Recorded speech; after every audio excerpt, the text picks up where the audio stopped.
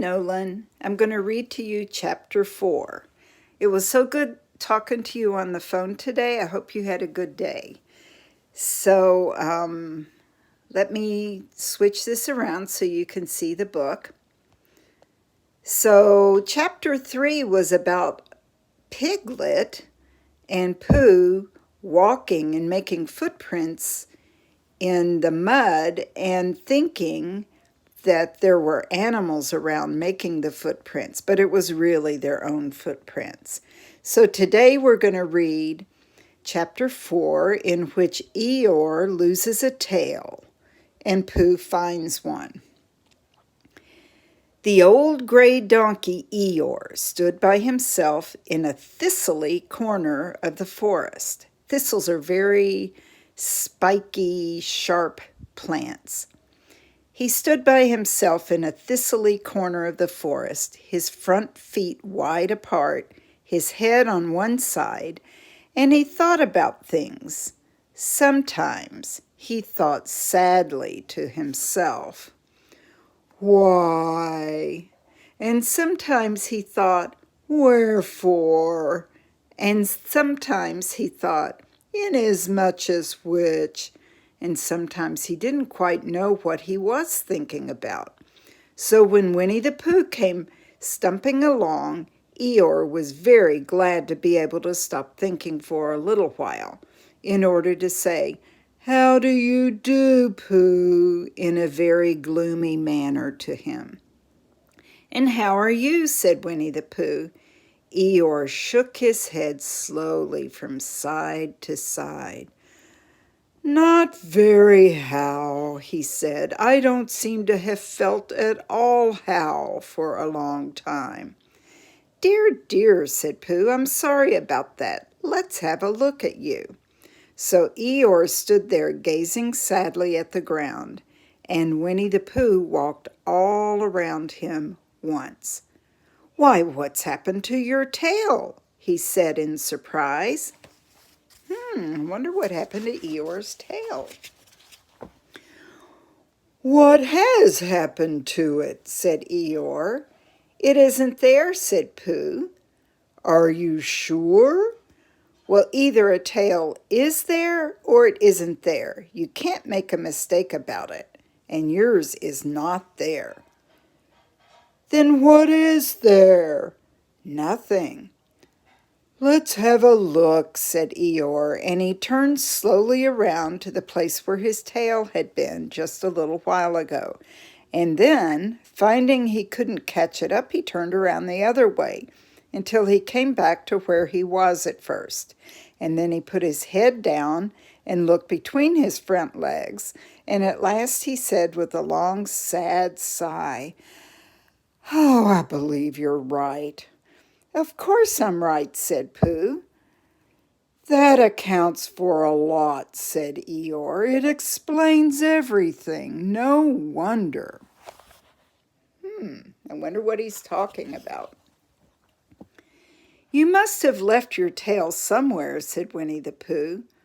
"Someone must have taken it," said Eeyore. "How like them," he added after a long silence. Pooh felt that he ought to say something helpful about it, but he didn't quite know what, so he decided to do something helpful instead. "Eeyore," said Pooh solemnly, "I, Winnie the Pooh, will find your tail for you." "Thank you, Pooh," answered Eeyore. "You're a real friend," said he. "Not like some people," he said. So Winnie the Pooh went off to find Eeyore's tail.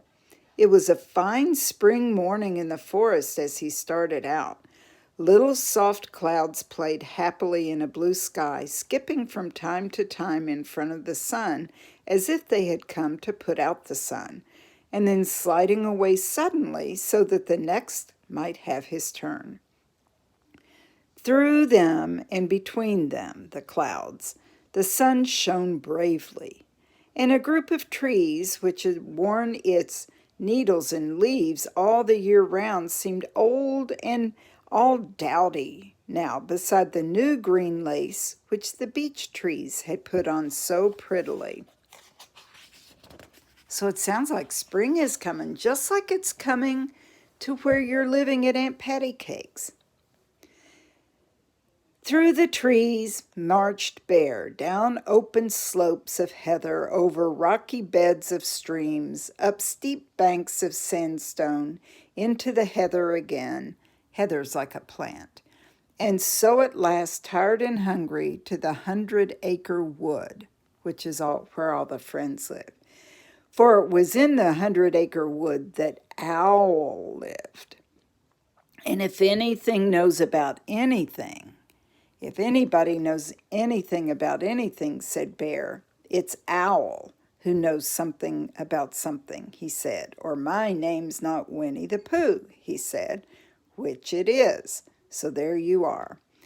Owl lived at the Chestnuts, an old world residence of great charm, which was grander than anyone else's house, or it seemed to be to Bear, because it had both a knocker and a bell pull. Underneath the knocker there was a notice which said, "Please ring if an answer is required." Underneath the bell pull there was a notice which said, "Please knock if an answer is not required."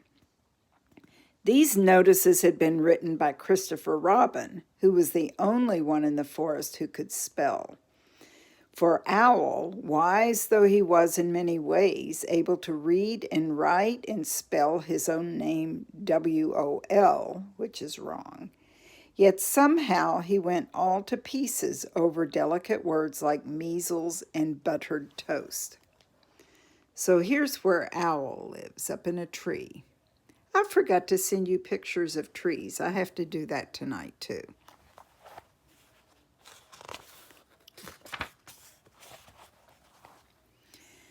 So Winnie the Pooh read the two notices very carefully, first from left to right, and afterwards, in case he had missed some of it, from right to left.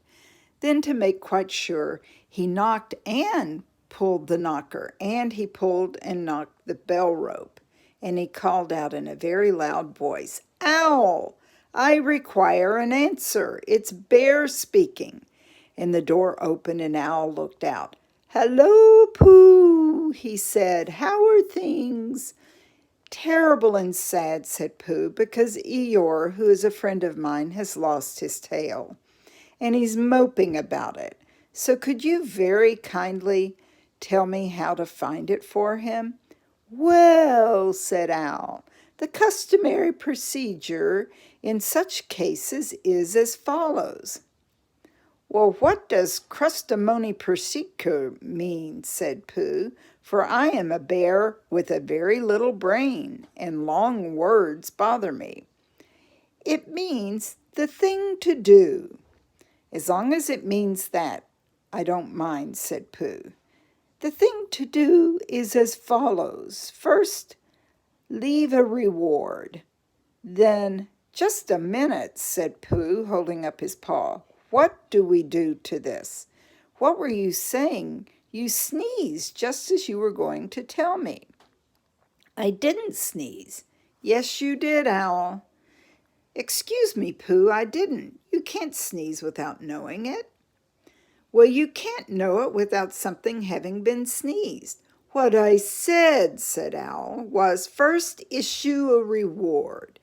"You're sneezing again," said Pooh sadly. "A reward," said Owl very loudly. "We write a notice to say that we will give a large something to anybody who finds Eeyore's tail." I see," said Pooh, nodding his head.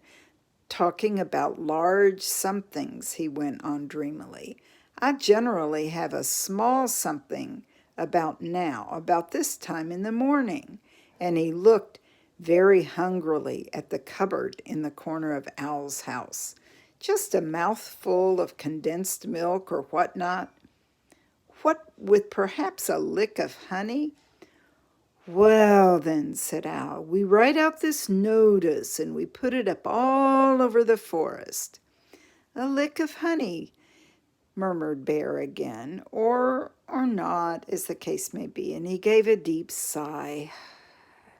He tried very hard to listen to what Owl was saying. But Owl went on and on, using longer and longer words, until at last he came back to where he started, and he explained that the person to write out this notice about a reward was Christopher Robin. It was he who wrote the notes on my front door for me. Did you see them, Pooh?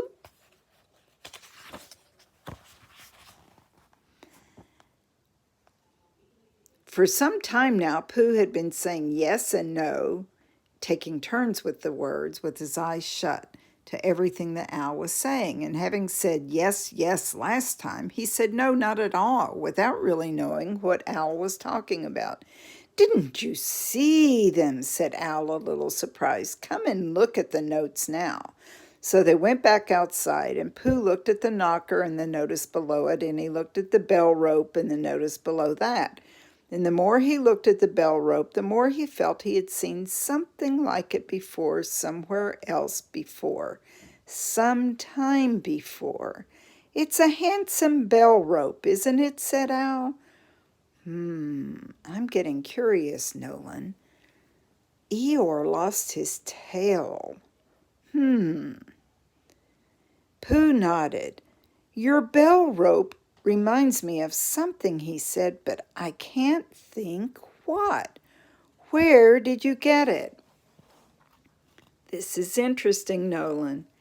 I just came across it in the forest, said Owl. It was hanging over a bush, and I thought at first somebody lived there, so I rang it and nothing happened. And then I rang it again very loudly, and it came off in my hand. So look at the picture. And look at the bell rope hanging on the tree trunk, Nolan. What does it look like? Is it really a bell rope? And so nobody seemed to want it, said Owl, so I took it home and... Owl, said Pooh solemnly, you made a mistake. Somebody did want it. Who? Eeyore, my dear friend Eeyore. He was very fond of it. Fond of it? He was attached to it, said Winnie the Pooh sadly. So with these words he unhooked the bell pull, which was really Eeyore's tail, and he carried it back to Eeyore. And when Christopher Robin had nailed it on in its right place again, Eeyore frisked about the forest, waving his tail so happily that Winnie the Pooh came over all funny and had to hurry home for a little snack of something to keep his energy up. And wiping his mouth half an hour afterwards, he sang to himself proudly, Who found the tail? I said Pooh at 2:45. Only it was 11:15, really. I found the tail. And then next time, Nolan, we'll read chapter 5, in which Piglet, who we met in chapter 3, meets a heffalump.